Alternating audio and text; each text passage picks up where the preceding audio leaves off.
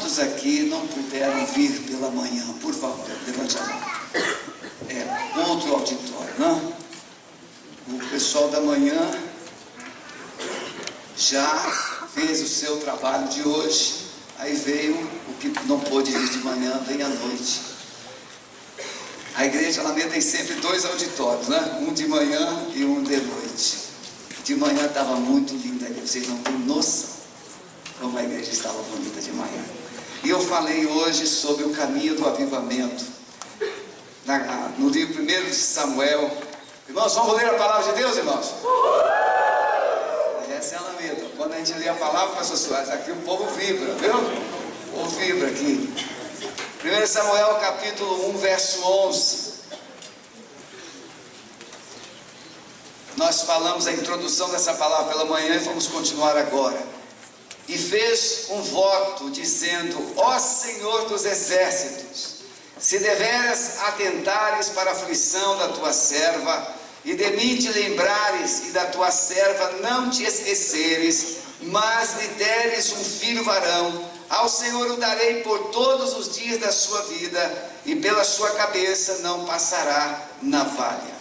Amém, meus irmãos? Podem sentar.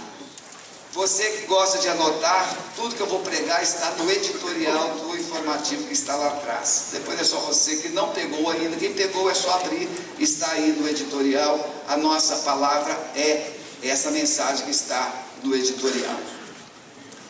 Nós falamos a respeito de mulher que se casa.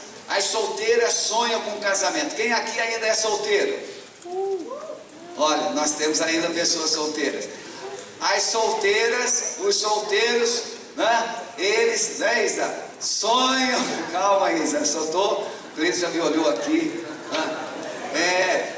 As solteiras sonham com casamento. E as que casam sonham em ser mães. A mulher que se casa, ela tem agora uma nova visão, um novo sonho, ser mamãe. Mas imagine uma mulher que, cheia de sonho, vai para um casamento e ela percebe, ela descobre que ela é estéril. Muitos sonhos morrem. Muitos sonhos deixam de fluir no seu coração, no seu íntimo. E muitas pessoas têm vivido isso. A impossibilidade de gerar filhos. Mas Ana, ela não se detém. Ana não se detém diante das impossibilidades. Naquele tempo, a família judaica, a família hebreia, ela saía da sua casa pelo menos uma vez por ano e ia lá em Siló, onde havia um lugar de adoração, de prestar sacrifício a Deus. E assim Eucana, ele fazia isso, ele pegava a sua família e ia para lá e oferecer culto a Deus. E o texto diz que ele dava porções a Penina. Mas quem é Penina? Competidora. Pense numa mulher encrenca, é a Penina. Não é a sua esposa, é a vizinha. A Penina não era fácil, porque era permitido que quando o marido tivesse uma esposa estéril, ele poderia tomar outra esposa para ter filhos no lugar dela. Não era uma substituição de esposa, porque na maioria das vezes que nós percebemos na Bíblia, o homem sempre é apaixonado mesmo por aquela que é estéril. E Eucana então toma Penina. E tudo indica, porque quando a Eucana dá porções a Penina, e ele dá uma porção, um quinhão para Ana, e Ana não come, Ana fica triste, desanimada, abaixa a cabeça e fica chorosa, mas ela não fala. E Eucana diz assim: Ana, não sou eu melhor do que 10 filhos? Então podemos imaginar que a Penina já havia gerado quantos filhos? 10 filhos.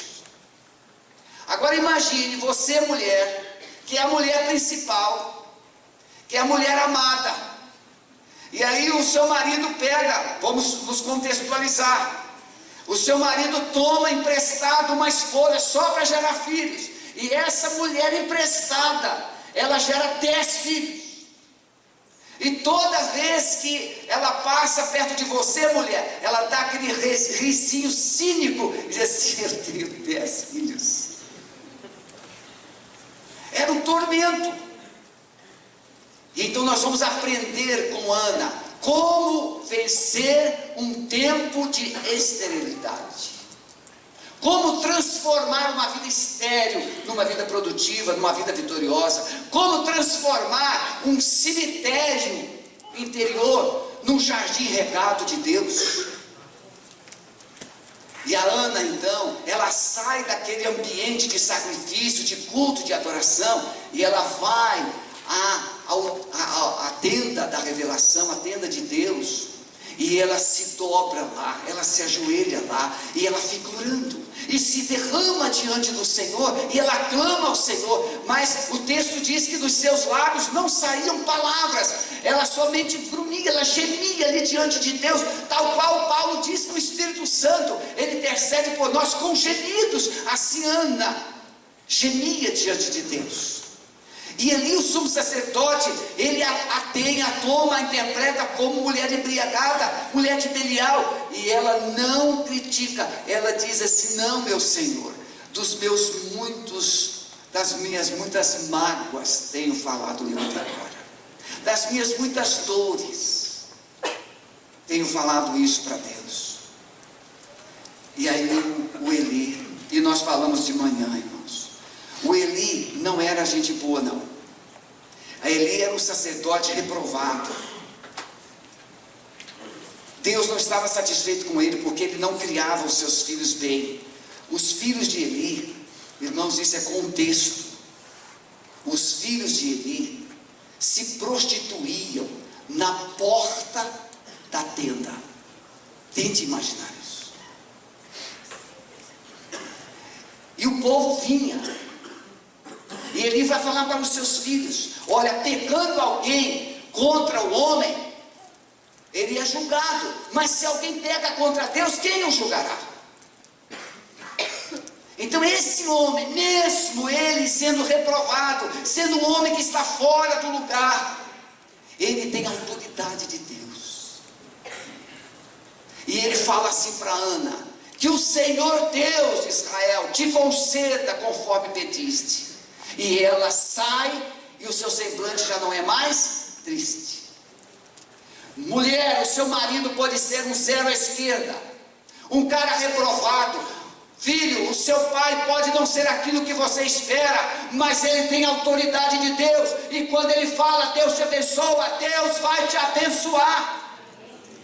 Quando um marido diz assim: eu te abençoo, Deus honra essa palavra, ainda que ele seja um homem reprovado, porque ele tem a autoridade de Deus sobre a sua família.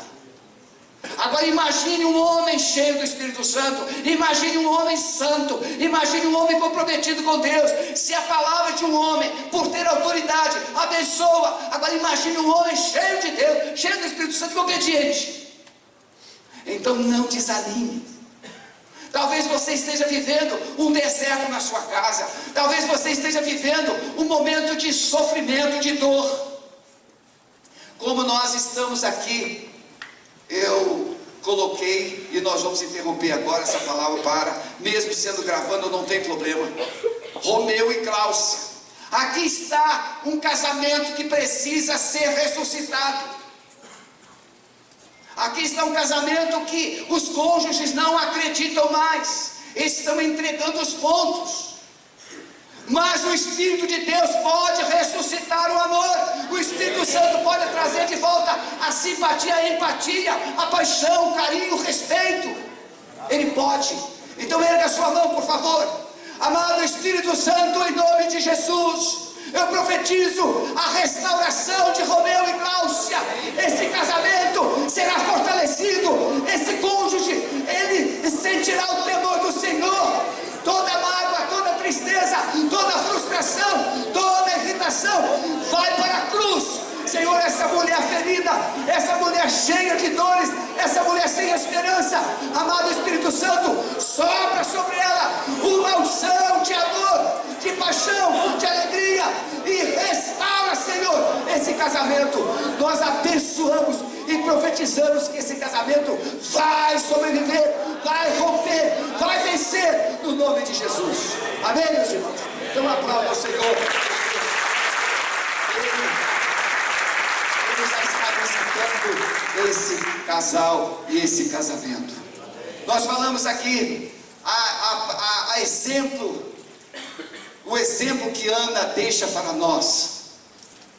A igreja de hoje, cheia de limites, cheia de dificuldades, uma igreja estéril, cheia de fracassos. Tem igrejas, irmãos, que passam mais de um ano sem batizar uma pessoa. Tem igrejas no Brasil que o batistério se transformou em depósito de tijolos e de outras coisas mais. Teve um pastor que falou que chegou numa igreja, tinha galinha no galinheiro, no batistério. Imagine, irmãos, tem batistério que está cheio de teia de aranha. Por quê? Porque a vida de Deus não circula nessa igreja. O Espírito Santo não encontra lugar. E às vezes é por quê, irmãos? Porque nós queremos dizer como o Espírito Santo deve agir. Somos muito quadradinhos. Nós já determinamos como as coisas devem acontecer. Às vezes muitos casamentos não dão certo por causa disso. A gente diz como é que o cônjuge tem que ser. E camarada, que merecia ficar sozinho mesmo, sabe? O cara chega em casa, bota os pés para cima, a mulher vem, tira o sapato, tira aquela meia fedorenta, faz massagem nos pés dele. No mínimo ele tinha que trazer alguma coisa muito boa para no dia seguinte. O que ele traz? Ele traz outra meia suja, outro sapato sujo, outro pé sujo para ela tirar de novo. Se você é um marido, que a sua mulher te trata com amor, com carinho, invente uma maneira nova, criativa, de abençoar essa mulher, porque se você perder essa mulher, você vai se arrebentar. Você está entendendo? Ouviu, Valdir? Trata essa mulher com carinho, Valdir. Essa mulher cuida bem de você, né, Valdir? O Valdir é médico, a esposa é fisioterapeuta. Ele conserta os ossos e ela faz você melhorar os músculos. Então, agora, se esse homem também, mulher, cuida de você, ele é carinhoso, é zeloso, cuida, invente uma maneira criativa também de você encantar esse homem, impressione esse homem. Tem mulher que parece que já morreu.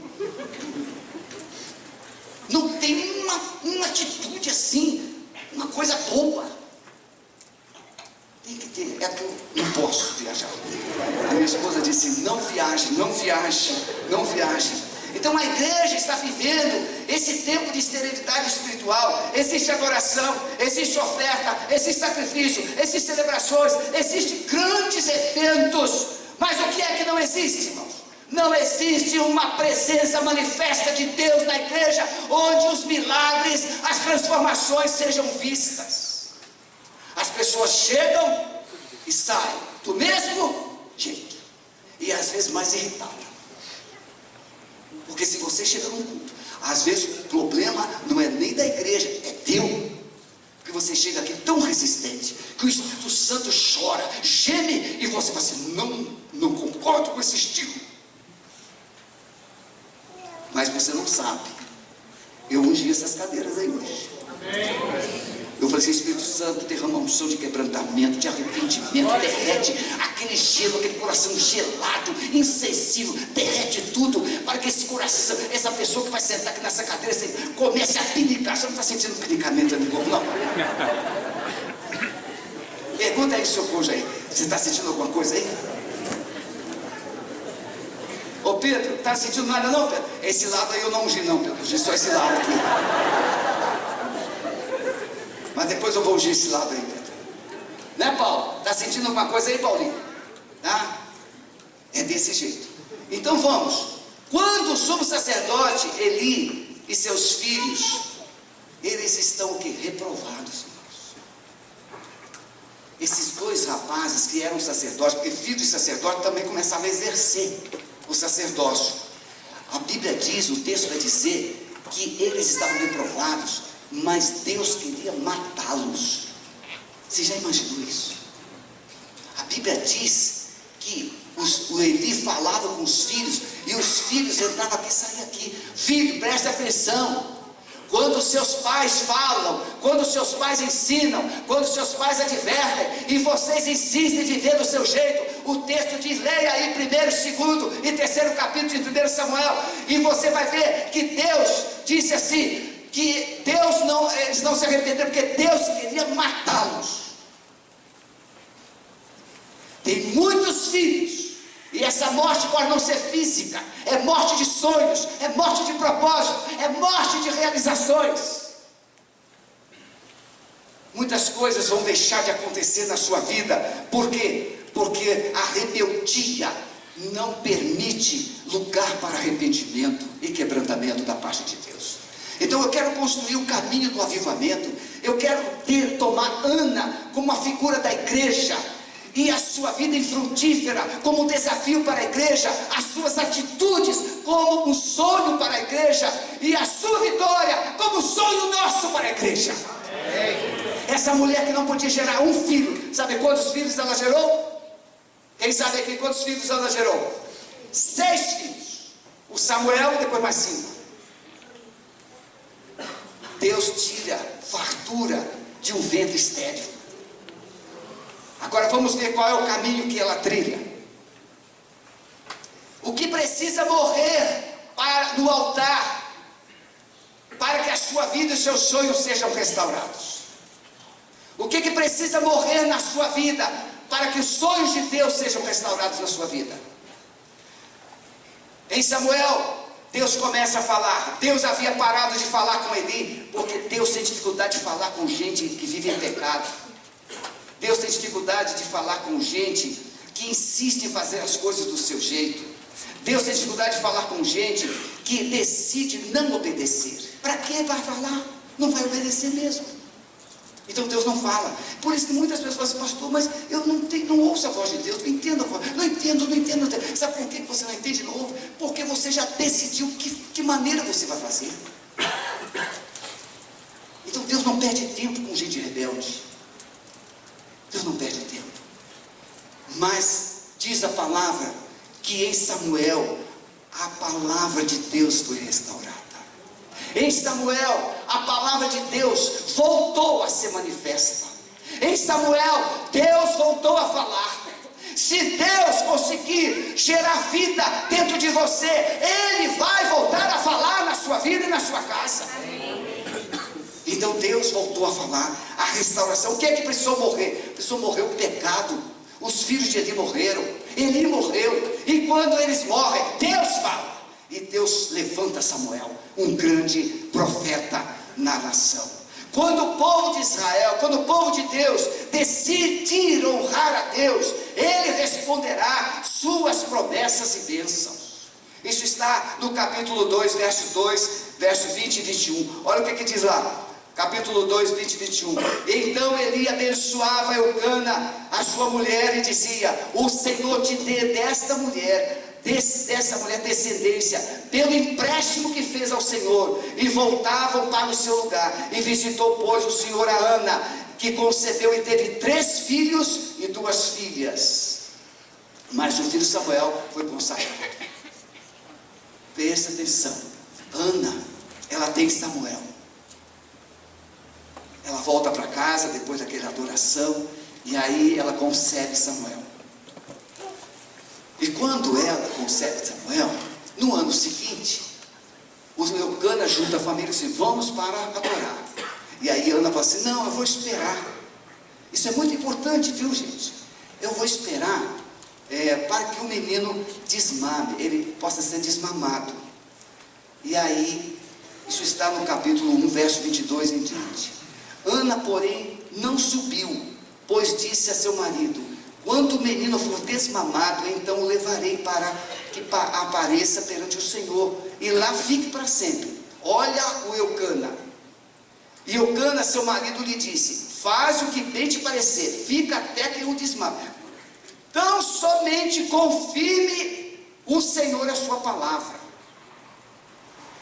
Eucana disse: olha, Ana, você prometeu a Deus o quê? Que você pediu um filho, e esse filho seria o quê? Oferecido para Deus para sempre.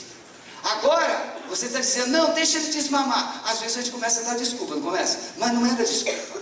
Ana queria o quê? Um filho desmamado naquele tempo era o quê, gente? Mulheres, me ajuda aí. Quantos anos? 3 anos, 4 anos, 5 anos? É uns 4, 5 anos. Vamos botar 5 anos. Então Ana ficou com aquele filho 5 anos. A criança deixa chupar chupeta com 5 anos.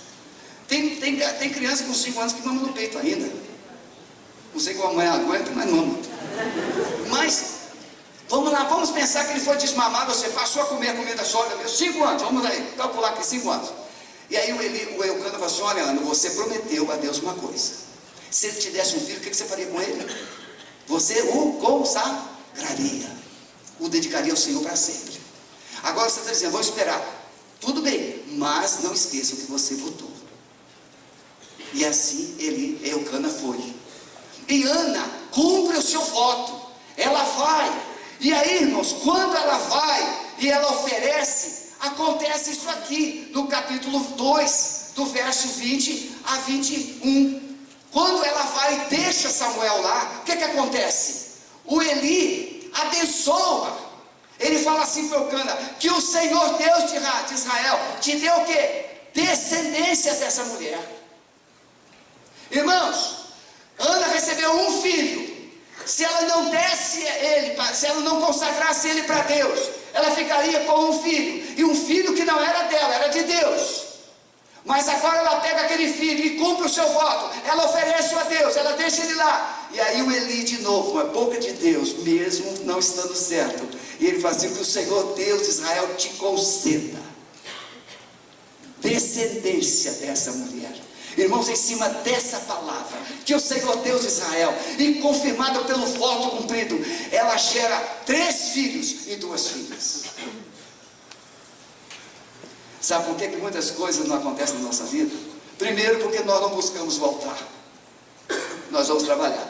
Segundo, que muitas vezes, quantas pessoas falam assim: pastor, ora para que Deus me dê um emprego melhor, um salário melhor. E aí Deus te dá um emprego melhor, Deus te dá um salário melhor. Sabe o que você faz?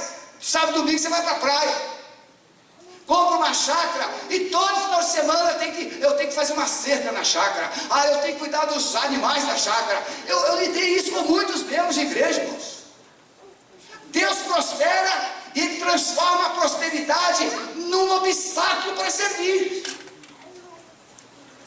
Tem que fazer viagens. O pastor Sidaco falou aqui, quem lembra? O pastor Sidaco falou que chegou um membro, ele ganhava R$1.500 por mês. E aí de repente foi promovido lá, não sei como, mas passou a ganhar 15 mil. E ele parou de ser dizimista. O camarada ganhava 1.500 e era dizimista fiel. Pergunta aí: você ganha só 1.500? Pergunta para o seu irmão. É ruim, né? É ruim, né? Agora, e aí? Você já está ganhando 15 mil? Irmãos, o dízimo era o valor do antigo salário. Você está entendendo? Aí o pastor Sidaco, aquele camarada, parou de ser dizimista. E um belo dia, ele inconformado, ele triste, frustrado, ele voltou lá no gabinete e falou assim: pastor Sidaco, eu vim aqui porque eu era dizimista, eu ganhava R$1.500. Muitos aqui lembram disso.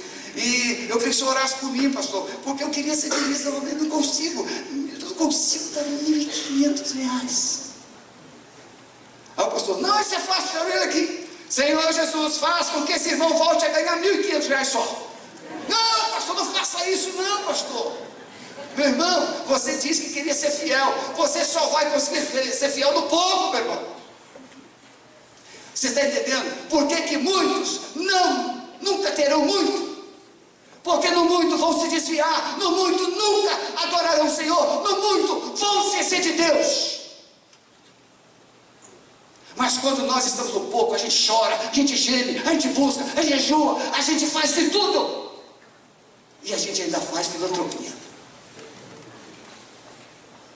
Não é verdade? Por falar em filantropia, a Isolde pediu para eu avisar vocês que o bazar está fraquinho, está pobre. Quem aqui sabe o que é o bazar da igreja? Então, se você bazar, a igreja tem um bazar na ação social, onde você doa roupas, doa calçados, doa o que você quiser doar, até carros se você quiser doar, e aí o bazar, as mulheres do bazar vendem e transformam essas doações em dinheiro para pagar conta de luz, conta de água, e comprar remédios e ajudar os desempregados com aluguel. Pode trazer, a estação, o inverno está passando, então tem uma porção de coisa, está enchendo o seu armário lá, esvazia o seu armário e traga para o bazar, porque o bazar está assim, socorro. Você pode abençoar pessoas através do seu bazar. Chegou a hora, meus irmãos, da igreja parar de confundir liturgia com relacionamento com Deus. Nós confundimos um culto arrumado, um culto bem animado, nós confundimos boa música, nós confundimos grandes eventos na igreja com relacionamento com Deus. Ana foi para o altar sozinha, mas saiu de lá com a resposta. Você está entendendo? Às vezes a gente vai num culto muito cheio de glamour, mas a gente não sai com a resposta. Ela saiu de lá com a resposta. Não é possível servir a Deus, irmãos. Preste atenção nisso. Isso aqui em relação à vida de Eli e seus filhos. Não é possível servir a Deus andando com o pecado. Não é possível receber revelação, unção e poder sem colocar a vida no altar com confissão e quebrantamento. O salmista diz no Salmo 51, verso 17: a um coração quebrantado e contrito Deus não desprezarás.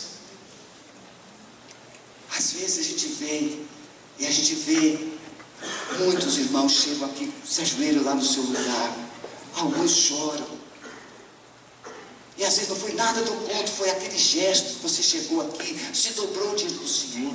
Muitas respostas que vocês receberão hoje aqui não é resultado dessa pregação, não será resultado dessa pregação, será resultado da intercessão que aconteceu 1 hora antes do culto, que nós choramos por você, ungindo essas cadeiras, orando pela sua casa, orando pela sua vida, orando pela sua família. Mas o pecado não pode estar presente na vida de quem tem expectativas em Deus. Não pode, não tem lugar para o pecado. Por isso eu quero falar 3 coisas. Meus amados, Deus está esperando uma igreja, ou da igreja uma atitude que o convença que ela está disposta a mudar. Pode agora perguntar ao seu irmão assim, olhando no olho: você está disposto a mudar? Não, mas eu não escutei nada. É para perguntar. Pergunta ao Dorcas, ao Zia: Zia, você está disposto a mudar? Sabe por quê? Nós queremos que Deus abençoe, nós queremos que Deus abra os céus, nós queremos que Deus rompa. Quando eu estava aqui, no momento do culto, eu estava orando ali, e os meus olhos derramaram lágrimas, porque eu lembrei de Isaías 64. Se rompesses os céus e descesses, assim como o fogo faz ferver as águas, assim a tua presença.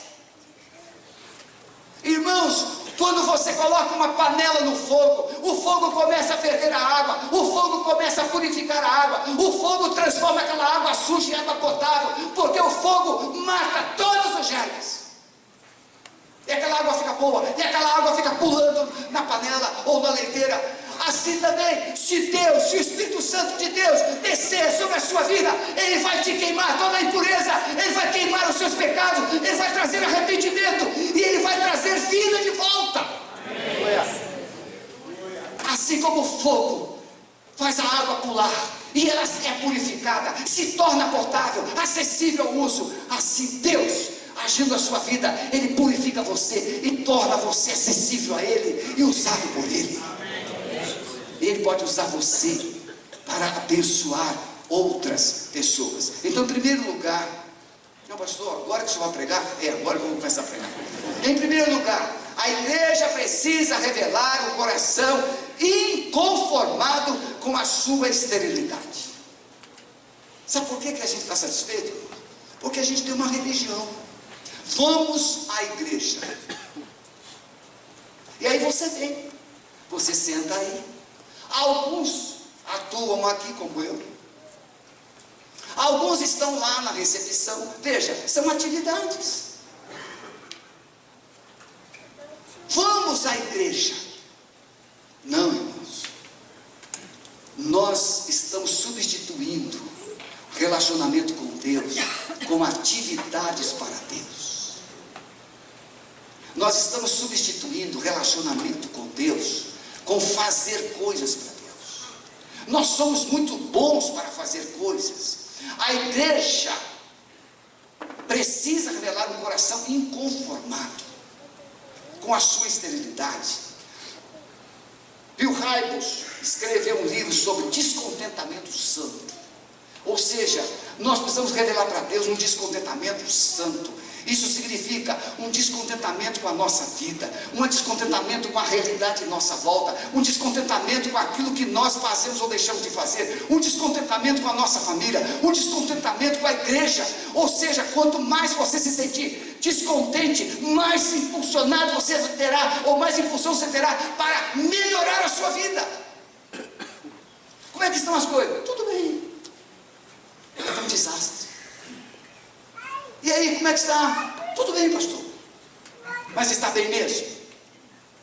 Descontentamento. Quanto tempo você está orando? Quanto tempo você lê a palavra? Como está o seu relacionamento com Deus? Como está a realidade da sua casa? Quando a sua mulher, o seu marido olham para você, o que é que eles passam com os olhos? Você mente? Você é sincero? Como é que está a sua vida? Aqui ninguém sabe, ninguém sabe. Você pode estar aí bonitinho, arrumadinho, e você canta, fica em pé, levanta a mão, e você até chora de vez em quando. Então ninguém sabe. Agora o Espírito Santo sabe. O Espírito Santo sabe se você está sendo honesto, se você está sendo verdadeiro, se você está vivendo com retidão. Como é que estão os seus negócios? Como é que estão as suas coisas? Eu já disse aqui, Simone sabe do que eu estou falando agora, Cleito também. Eu já conheci pessoas que me emprestavam dinheiro a Júlio para a esposa. Sim ou não? Sim. Você já pensou que você tem um marido bom desse? Hein? Agiota dentro de casa, agiota particular. Agora você tem um marido bom que te dá um cartão de crédito, deixa você usar e você ainda fala mal dele.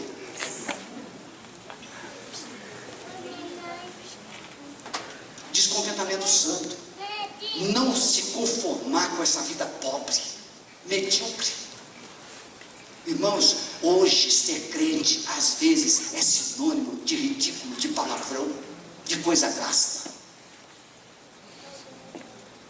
Ser crente hoje só dá ibope quando é artista, quando é gente da sociedade. Agora ele é crente.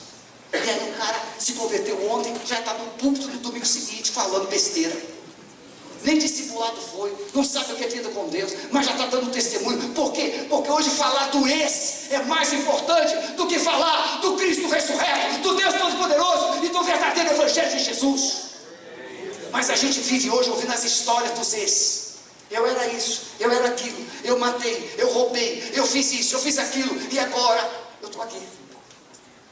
E grava um CD, e o auditório fica lotado, e todo mundo vai em delírio. Não, irmãos, é muito mais do que esse. É o Cristo vivo, presente. Nunca foi esse, ele sempre foi, ele é e será sempre. Eu sou o mesmo, ontem, hoje e eternamente. Não é não, Jesus nunca foi esse. Ele é Deus, continua sendo Deus e será sempre Deus Todo-Poderoso. Então a igreja, ela precisa revelar um descontentamento, um inconformismo com essa vida frágil, fraca, estéril que ela tem revelado. Uma igreja inconformada com a fragilidade dos lares, por favor, presta atenção, onde os casamentos estão à beira do abismo e falência, lares onde os filhos estão frios, desinteressados com a vida, com a visão e os desafios que Deus tem colocado no coração da igreja. Lares onde a palavra de Deus não é aberta e lida nem um dia na semana. Lares onde os joelhos não são dobrados, os olhos não derramam lágrimas pela busca incessante da presença do Senhor. Em vez de você ficar criticando pessoas da sua família, faça como Ana. Vai derramar-se diante do Senhor. Vai se colocar diante do Senhor. Em segundo lugar, irmãos, a igreja precisa buscar o altar de Deus e se derramar por completo, colocando diante de Deus sua esterilidade espiritual e clamando por um milagre, cura e manifestação do poder dele em seu favor. Qual é o milagre que precisa acontecer na sua vida hoje? Qual é o milagre que precisa acontecer na sua casa hoje? Eu creio. Eu estou orando por uma pessoa que precisa de uma visitação de Deus. Sabe como é que eu estou orando? Senhor, visita essa pessoa com o terror noturno. Mas pastor, você é perverso. Interessa. Perverso é a vida que ela está vivendo. Está indo para o inferno. Religiosidade inútil. Senhor, visita, tira o sono, da insônia, perturba a mente dele. Faço. Por quê? Porque eu quero vê-lo transformado pelo poder de Jesus. Gente que passa 23 horas no computador, gente que passa final de semana, irmãos, feriadão, de quarta a domingo. Gente que passa no computador o feriado inteiro, jogando. E pode ficar tranquilo, eu não estou falando dos filhos de vocês, não. Estou falando de outra pessoa. Estou falando diante de Deus. Nenhum filho de vocês. Gente que está mais apaixonado por jogos do que por família. Gente que está mais apaixonado por jogos do que da presença de Deus. Então a igreja, ela precisa buscar o altar. Você acha que o seu problema, por favor, preste atenção, você acha que o seu problema é maior do que o de Ana? Ela era estéril. Talvez você esteja assim, poxa, pastor, só está batendo, só está batendo, só está batendo. Para de reclamar e diz assim, Senhor, o que é que eu preciso colocar no altar? Que atitude eu preciso ter no altar? Senhor, o que é que o Senhor quer que eu faça? Porque Ana recebeu uma lambada de Eucana e disse, eu não sou melhor do que 10 filhos. Ela poderia ter dito, não é. Mas ela não disse. Ela foi lá para o altar e se derramou diante do Senhor, e chorou diante do Senhor, e ela saiu daquele altar com um semblante diferente. Talvez você esteja achando que eu estou muito bravo, ou gritão, ou fazendo isso ou aquilo. Pois é, então para de achar o que eu sou, e começa a perguntar o que você tem que fazer. E o que você tem que fazer aqui no altar. O que você precisa trazer para o altar. Que atitude Deus quer ver você aqui no altar. Porque Ana era estéril, e ela veio para esse altar, e ela saiu daqui, um semblante não era mais triste. Você está entendendo isso? Talvez você esteja vivendo essa tristeza, essa frustração, essa derrota, esse abandono, essa falta de expectativa. Pare de reclamar. Ana, você não vai encontrar uma palavra de murmuração. Ela foi adorar o Senhor, e na adoração ela encontrou resposta. Em último lugar, terceiro, a igreja precisa retornar ao altar para oferecer o melhor conquistado por meio da oração. Muito bem, o que Ana foi buscar no altar? Um filho. E ela recebeu o filho? Recebeu? E aí o que ela fez com esse filho? Mas ela poderia ter ficado com ele, não poderia? Poderia ou não poderia? Poderia. Mas ela não ficou. O que ela havia dito para Deus? Se tão somente o Senhor me deres um filho, eu o darei por todos os dias da sua vida, e sobre a sua cabeça não passará navalha. Ela cumpriu o seu voto? Irmãos, precisamos retornar ao altar, de onde recebemos as vitórias, de onde recebemos o sim de Deus, de onde recebemos aquela promessa tão sonhada do Senhor. Precisamos voltar para o altar. Mas para fazer o que, pastor? Para oferecer no altar o que recebemos do altar.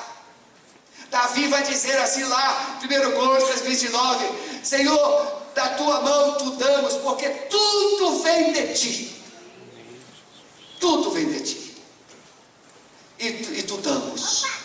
Tudo que somos, tudo que temos é de Deus, foi Deus que nos deu. Irmãos, quem era eu até 22 para 23 anos? Eu era um alcoólatra, uma pessoa infeliz, que morava sozinho e pensava que a vida não havia nenhuma expectativa. Mas um dia eu entrei numa igreja e Jesus falou no meu coração e Ele mudou a minha história. E você acha que isso tudo foi de graça? Não, custou o sangue de Jesus. Custou o sangue de Jesus. E tem 39 anos que eu sirvo a esse Jesus, que eu honro esse Jesus, que eu ando com Ele, eu o busco nas madrugadas, eu leio a sua palavra e eu falo do seu nome. Por quê? Porque tudo que eu sou é Ele que me fez. É Ele que me fez. E aí Deus te abençoa, Deus te honra, Deus prospera a sua empresa, o seu trabalho, os seus negócios. Deus prospera, e você pediu tanto, e você buscou, e quando Deus dá, quantos prometeram? Quantos prometeram? Senhor, me dá um emprego, que o primeiro salário eu vou dizimar. Nem o dízimo daquele salário não dá. Senhor, esse mês não dá porque eu estou apertado, mas o próximo, e o próximo, e aí fica igual aquele pássaro, amanhã eu dou, amanhã eu dou, amanhã eu dou, mês que vem eu dou. Irmãos, Deus está esperando no altar aqueles que foram abençoados no altar. Ana traz o seu filho. A igreja precisa então retornar para o altar e oferecer o melhor de Deus, conquistado por meio de oração. Ana retorna ao altar, oferece o seu único filho. E eu creio, irmãos, e aqui eu quero concluir, eu creio que Ana travou uma batalha muito maior para voltar ao altar com aquele filho, do que para sair com aquele filho do altar. Sim ou não, irmãos? Irmãos, quando nós temos algo que nós valorizamos, a gente não quer abrir mão. Ana precisou exercitar uma fé muito grande para abrir mão daquele filho tão sonhado, tão amado. Não havia nenhuma possibilidade, nenhuma garantia de que ela teria outro. Ela pediu quantos filhos? Um. E ela recebeu aquele. E agora ela está trazendo aquele único. Não havia nenhuma garantia de que ela teria outro. Ela deu, tal qual o Senhor deu o seu único filho. Ela deu o melhor, ela deu tudo. Mas uma surpresa estava por vir. Diante do sacrifício, diante da oferta, diante da adoração, diante da gratidão, sai uma palavra de bênção. Que o Senhor te dê descendentes desta mulher, e ela gera mais 5 filhos.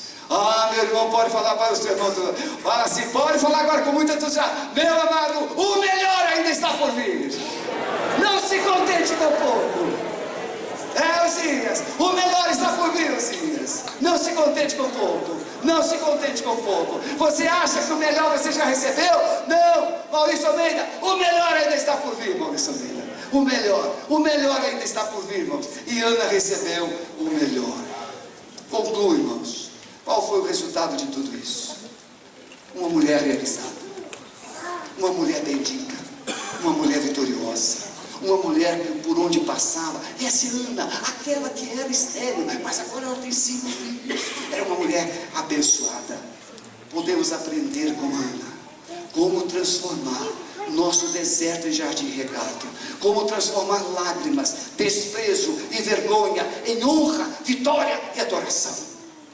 Precisamos seguir o seu exemplo tão glorioso nos dias de hoje. Podemos mudar nossas vidas estéreis, vazias e frias, colocando-nos no altar e nos derramando diante do Senhor. Você pode decidir fazer isso hoje. Tem 2 palavras para você hoje aqui. Primeiro, o que você sonha e ainda não se realizou? O que você sonha, mas ainda não conquistou? É no altar. O que você já recebeu e Deus está aqui esperando para te dar algo muito maior? Você gostaria hoje de trazer para o altar esse sonho que você tanto espera na sua vida? É a hora. Pode sair do seu lugar, venha, traga aqui para o altar. E você que já foi abençoado, abençoada, está na hora de você vir para o altar para dizer: Senhor, obrigado, obrigado, obrigado, obrigado, Senhor, porque Tu tens me abençoado, Tu tens abençoado, colocado vitória sobre a minha vida.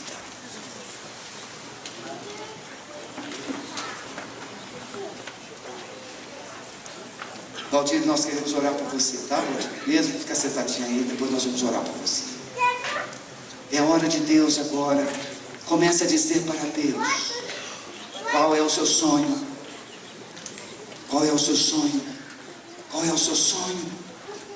Se Deus conseguir ver uma gotinha de fé, um grão de mostarda de fé dentro do seu coração, Ele vai honrar você, Ele vai abençoar, Ele vai transformar o seu deserto em jardim regado, Ele vai trazer o seu sonho para a luz. Mas também Deus está procurando agora, olhando para você, Ele está procurando ver o que? Se você já está pronto para agradecê-lo por aquilo que Ele já fez. Gratidão, adoração pelas bênçãos do Senhor. Se temos nos lugares e nas cadeiras pessoas que ainda não entregaram suas vidas a Jesus, eu quero dizer para você que a sua vitória está aqui. Venha, entregue a sua vida a Jesus. Você que ainda não é membro dessa igreja, saia do seu lugar, venha também. Nós queremos orar por você, em nome de Jesus, em nome de Jesus. Amado Espírito Santo, o Senhor é o único que pode sondar os corações. Corações como Ana, como Diana, vivendo as suas frustrações, suas perdas, corações estéreis, vidas estéreis. Mas, amado Espírito Santo, traz a vida. Eu profetizo a vida. Senhor, a semelhança do vale de ossos secos, ó Espírito de Deus, venha sobre esses corações e traga vida, faça o milagre, restaure os sonhos, todo espírito de morte, de esterilidade, de incredulidade, de perdas, nós repreendemos no poder do nome de Jesus. Traga, Senhor, os sonhos, traga a restauração da família, traga a restauração dos relacionamentos, Senhor, traga a conversão dos filhos aos pais, dos pais aos filhos. Transforma a família. Mas, amado Espírito Santo, o Senhor também está procurando ver aqui agora corações que o Senhor já abençoou, mas que precisam agora revelar adoração, gratidão, louvor e honra ao teu nome. Amado Espírito Santo, sopra uma unção de adoração sobre esses corações. Sopra uma unção de fidelidade, de gratidão a Ti. Nós abençoamos, Pai. Decidimos crer que corações que foram abençoados sairão daqui desejosos de serem bênçãos para o Senhor em suas vidas particulares. Muito obrigado, Senhor. Completa a tua obra. Levanta essas pessoas para um novo tempo, para um novo tempo, para uma nova vida. Nós oramos assim, no poder do nome de Jesus. Amém?